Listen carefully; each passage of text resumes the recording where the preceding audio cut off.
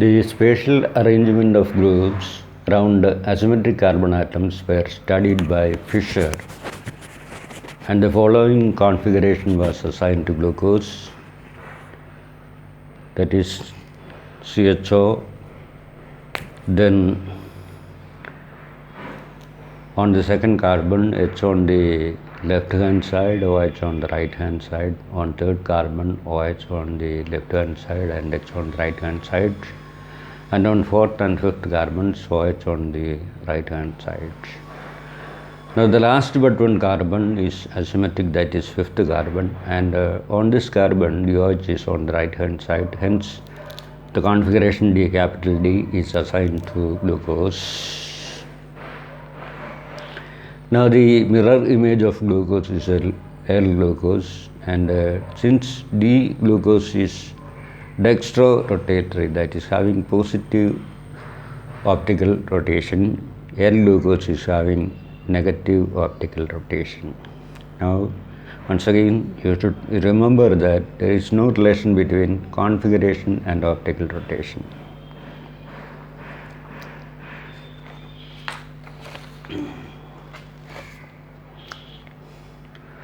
D plus glucose is also called dextrose, D-E-X-T-R-O-S-E. Now cyclic structure of glucose. Cyclic structure of glucose was assigned due to certain experimental observations. One is that glucose does not give Schiff's test, and it does not form bisulfite addition product with NHSO3. This indicates that the CHO group is not always free, in the sense CHO group is not ready to undergo Schiff's test and bisulfite addition compound. So there is a structure in which the CHO group is absent. There is a structure for glucose in which CHO group is absent. Now Schiff's reagent is para-rosanilene hydrochloride having a magenta color. It's a dye, and this dye is decolorized by reduction with sulfur dioxide. So Schiff's reagent is colorless, that is a dye made colorless by reducing with sulfur dioxide gas. Now when treated with an aldehyde, the magenta color is retained, the color of the dye is retained with the elimination of sulfur dioxide. So it's a test for aldehyde, because when you add a drop of aldehyde to Schiff's reagent and shaken well, you will get a magenta color, that is of para-rosanilene hydrochloride, where sulfur dioxide is removed from the medium by chemical process. So this reaction, which is characteristic of aldehydes, is not given by glucose. Hence we assume that there is another structure for glucose which does not possess an aldehydic group. Now the pentaacetate of glucose does not react with hydroxylamine, indicating the absence of a free CHO group. So we can assign a formula for a pentaacetate of glucose: CH2OAC, CHOAC, then CHOAC, CHOAC, CHOAC. Pentaacetate having a cyclic structure where the CHO group is absent, and this structure cannot give back the open chain structure because there is an OAC group instead of OH group. If it were an OH group, then the OH bond may shift in this direction, this bond will be shifting over oxygen, and this H will be getting connected to OH, so that CHO group is retained. Since there is OAC group, the reconversion to the open chain structure is prevented. Hence pentaacetate cannot give the usual reactions of the free aldehydic group. Now, glucose is found to exist in two crystalline forms, alpha and beta. Alpha D plus glucopyranose it is called because the cyclic structure is having a similarity with a cyclic non-compound, that is pyrine. Pyrine is having this structure where a six-membered ring in which one atom of the ring is oxygen. Now, the ring structure we have seen earlier can be represented by this representation for alpha and for beta. The difference between alpha and beta is that the glycosidic hydroxyl group, that is the OH group connected to carbon 1, may be either above the plane of the hexagonal ring structure, it is above, or below the plane of the hexagonal ring structure. So it is below this hexagonal ring structure and it is alpha, and it is easy to remember because alpha and below both contain the letter L, so alpha and below. Beta and above contain the common letter, that is B. So beta means the OH group is above the plane of the hexagonal ring structure. Now, alpha form differs from beta form because the configuration around the first carbon is different.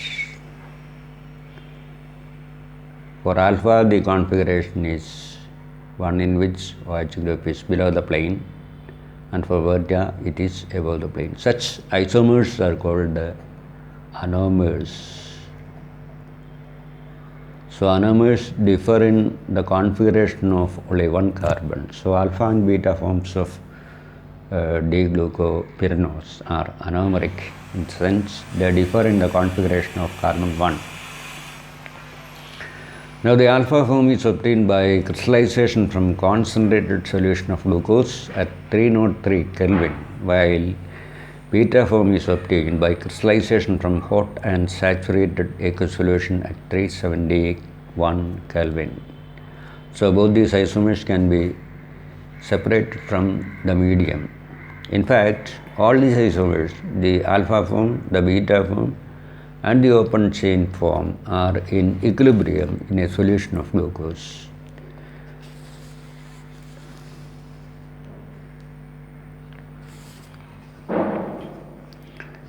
Now, one thing about the conformation of alpha and beta forms.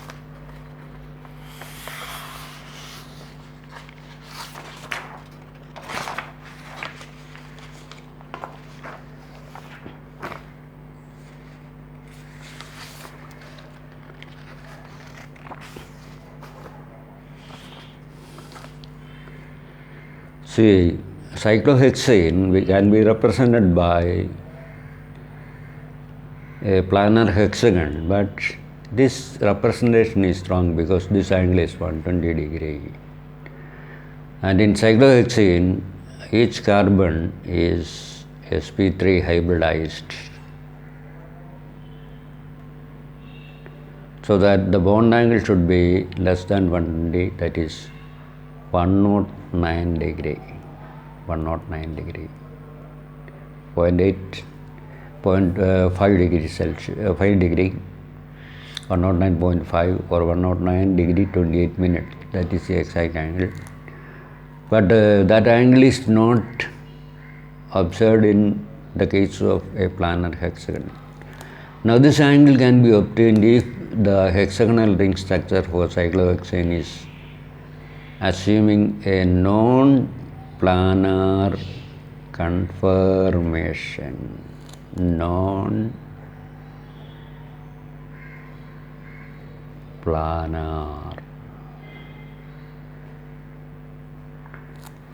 conformation.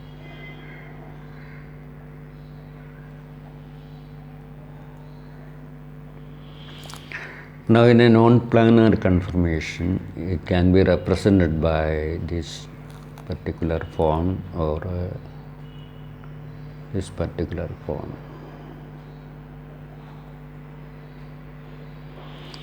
Now in these two forms, there are a set of bonds called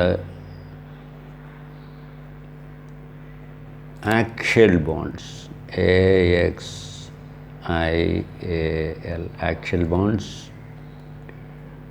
Here also an axial bond is there. So these axial bonds are perpendicular to the general plane of the molecule.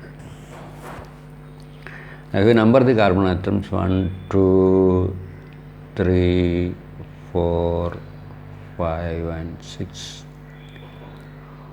On first carbon there is an axial bond directing upwards. On second carbon there is an axial bond directing outwards, perpendicular to the plane of the molecule, general plane of the molecule.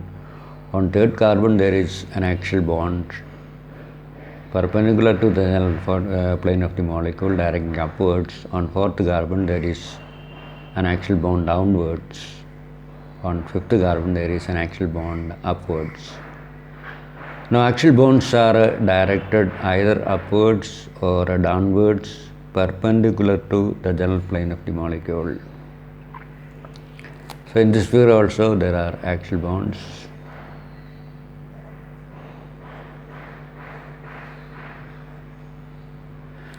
Now the valency of carbon is satisfied by second type of bonds. Make an angle 109.28 minutes with this axial bond, and again this bond. So this bond here, and again a bond here, a bond here, a bond here, a bond here, a bond here. Now these bonds are not perpendicular to the general plane of the molecule, but they lie in a region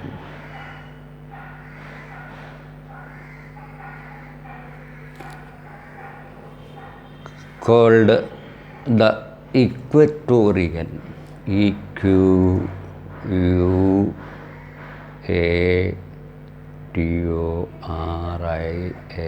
equatorial belt.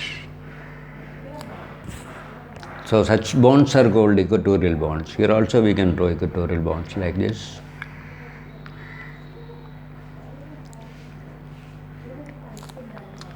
Now when you examine the equatorial bonds on carbon 1 and 2, one is direct upwards and one is direct downwards.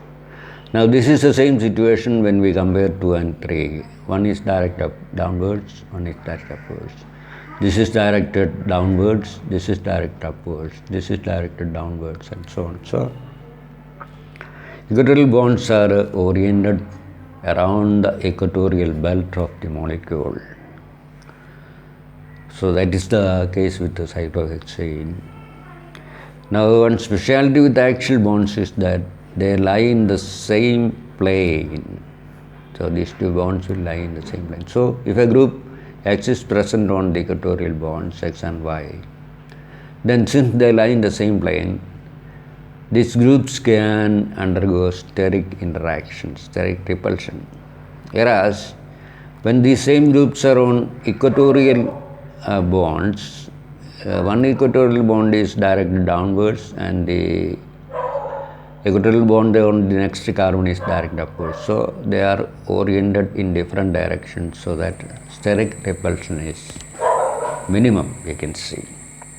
So a molecule or a cyclohexane derivative, a molecule similar to cyclohexane, having same conformation as cyclohexane, will prefer to occupy groups in the equatorial position rather than in the axial position, because in the axial position steric repulsion can occur.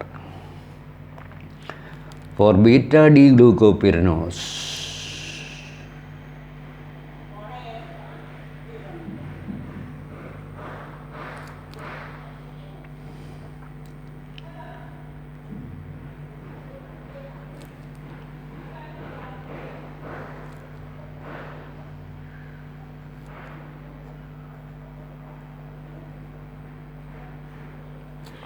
this is beta D plus glucopyranose.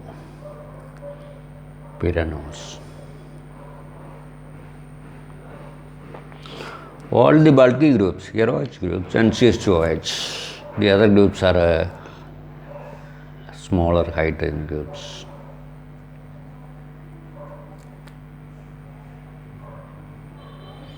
So bulky groups are occupying the less hindered, less sterically hindered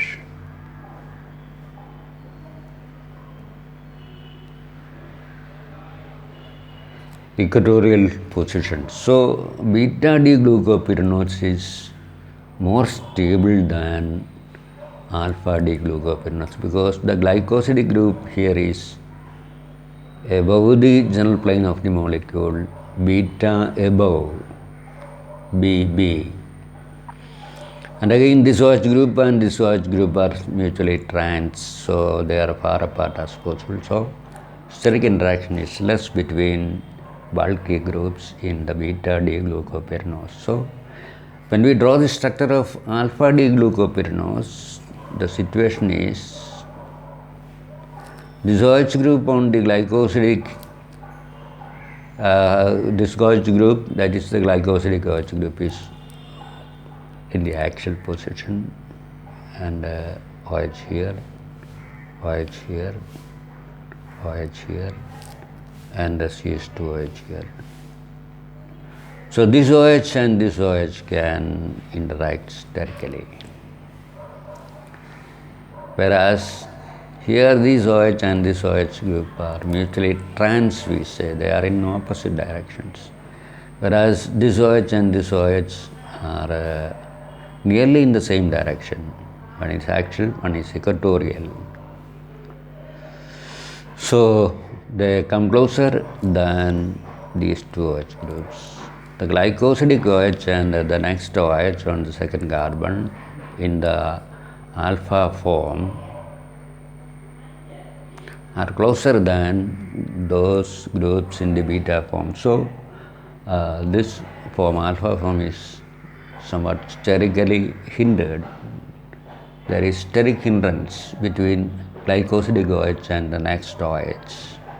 Whereas in beta D-glucopyranose, the steric interaction is least. So we say beta D-glucopyranose is more stable than alpha D-glucopyranose. So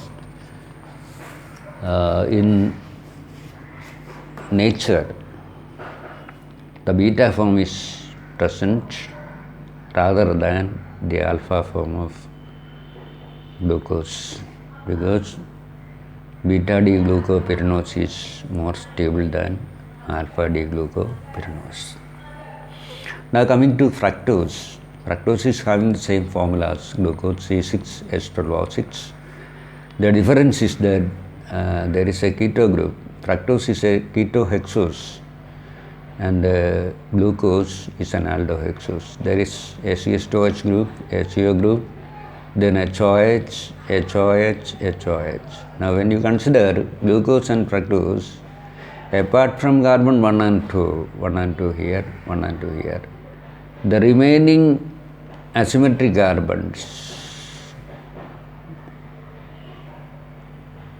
that is 3, 4 and 5, have the same configuration. That is the similarity between fructose and glucose. Even though fructose is a ketohexose and glucose is an aldohexose, three asymmetric carbons are having the same configuration. Apart from carbon 1 and 2, all the other carbons, asymmetric carbons, have the same configuration. And natural fructose, the deconfiguration. Configuration means the last but one asymmetric carbon. That is, the last but one carbon that is asymmetric is having OH group on the right hand side. So it is having the configuration capital D. And it is levorotatory. D-fructose is levorotatory. Therefore, L-fructose will be dextrorotatory. And fructose can undergo hemiacetal formation, where the carbonyl group and the last asymmetric carbon, the OH group of the last asymmetric carbon, will undergo addition reaction, hemiacetal formation, and we get a 5-membered ring structure which is similar to the structure of a non-compound called furan. And so the ring structure is called furanose ring structure. Now to draw the furanose ring structure, first of all, you interchange CH2OH and OH, we get this configuration. Now this OH is properly oriented for addition with this molecule. This molecule will assume a coiled conformation like this, CO here and CHOH here. So it will adjust its conformation in such a manner that CO and OH are close and properly oriented, and we get a 5-membered ring structure with one atom of the ring being oxygen. Now to attain this ring structure, the OH has to be written along this bond. But when we interchange CH2OH and OH, we are actually changing the configuration of this structure. To retain the configuration, we have to interchange a pair of another groups, here H and CH2OH. So CH2OH comes here and H comes here, we get this configuration. Now this configuration is same as in this one. So in this configuration, the OH and the CO are properly oriented. The molecule will assume a conformation like this, a coiled conformation we say. It will bend, this structure will bend so that CO and OH are properly oriented and close to each other. Then CO bond polarizes, O negative is formed, then OH bond ionizes, H positive connects to this oxygen, O negative connects to this carbon. Now this dotted line arrow indicates that O negative is getting connected to carbon 2, 1, 2 here. Now we get this structure, and this curved line indicates a single bond like this, and this curved line also indicates a CO bond. But to make the picture clear, to make it less complex, we are drawing the structure as a curved line connecting carbon and oxygen. Actually it is a chemical bond like this, and here also a curved line, a chemical bond like this. Now the trick here is to write a pentagonal ring structure with one atom being oxygen. So here we can say 1, 2, 3, 4, 5 and 6 atoms.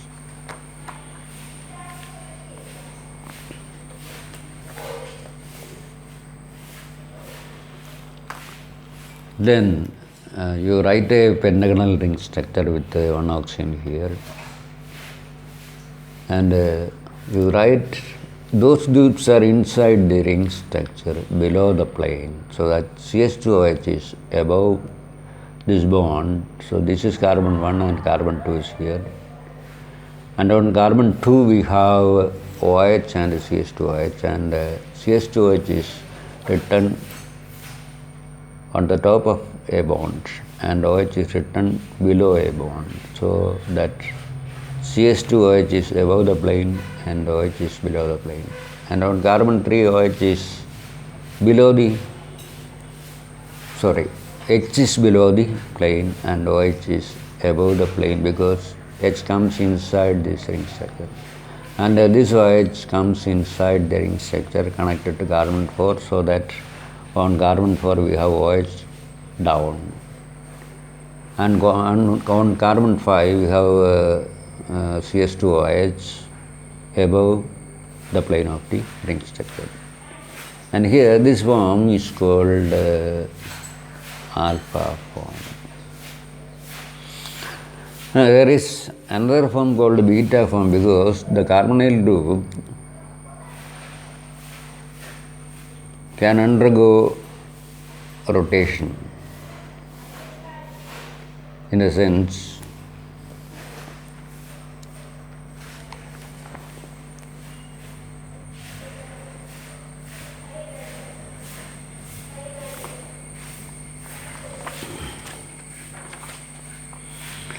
the CO group can rotate around these bonds so that its orientation becomes in this direction. So OH will be formed here and CS2OH will be formed. So two orientations are possible for a CO group, and hence, just like glucose, we have the alpha form and beta form. And in the beta form, the OH will be outside this ring system and the CS2OH will be inside, so that on carbon 2, the CS2OH will be downwards, because those groups inside this ring part is written below the plane of the molecule.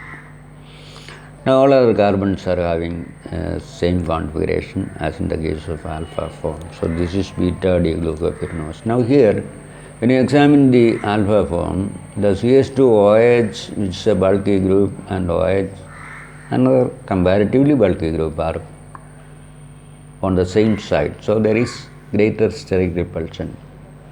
But here in beta form, the OH, and this OH is comparatively smaller in size than CS2OH. So the steric repulsion observed here is greater than the steric repulsion observed here. So that here again beta form is more stable, just like beta D-glucopyranose. So in natural products, we find the most stable beta D fructopyranose ring structure rather than the alpha form. Now in alkaline medium, fructose isomerizes to glucose, so it can give a filling solution test and a tolerance reagent test. So a keto compound giving filling solution test and tolerance reagent test is rare, but glucose can give both tolerance reagent test and filling solution test, and this reaction occurs in alkaline medium. And in tolerance reagent, we are using tolerance reagent is prepared by treating silver nitrate with sodium hydroxide dropwise till you get a permanent precipitate of silver hydroxide, and this silver hydroxide is dissolved in minimum quantity of ammonium hydroxide. So the medium altogether is alkaline. And again, filling solution is a solution combination of copper sulfate and sodium potassium bitartrate dissolved in sodium hydroxide. So filling solution A is copper sulfate, B is sodium potassium tartrate in alkaline medium, that is sodium hydroxide medium. So combination of filling solution A and B is alkaline in nature. So both filling and tolerance reagent are alkaline solutions. So in alkaline medium there are hydroxide ions, and fructose, the H of CHOH group is attacked by OH negative, and here H is removed as H positive, this bond will be shifting in this direction, and this CO bond polarizes like this and HOH ionizes, so that O negative comes in contact with H and OH negative is removed. So the absorbed OH is removed here, and we get CH bond shifting here, so C double bond C, and there is one more H, that H is written here, and OH here, and COH. Now this EO bond, this OH bond will be shifting in this direction. H will be removed as H positive. When this bond shifts in this direction, the carbon of this balance rises to 5. And this bond polarizes in this direction to maintain the valence of carbon to 4. We get C negative and H here as positive connects to C negative, so we get a CHOH bond. And so this structure is an aldose and that is glucose. So in alkaline medium, fructose isomerizes to glucose. And that glucose can reduce tolerance reagent and filling solution. So we can say that fructose can reduce tolerance reagent and filling solution. So that's a ketohexose. Even though it is a keto compound, it can reduce tolerance reagent and filling solution. That is quite a good information about fructose. Now coming to disaccharides. The most common disaccharide is sucrose, C12, H22, O11. Now fructose is a condensation product between alpha D-glucopyranose and beta D-fructopyranose. Now alpha D-glucopyranose contain OH group below alpha L, below L, BEL. So it is the glycosidic OH is below the plane of the ring. And we know what is beta D-glucopyranose. We have seen the structure. This one is beta D-fructopyranose. Now you invert this one so that carbon 1 comes here and the CH2OH group comes above, OH comes below. And this H and CH2OH, H comes above here, this position, and CH2OH comes here. So such changes occur. You first examine the structure and you turn it upside down. So carbon 1 comes here. That is, you can say, the carbon atom of the keto function.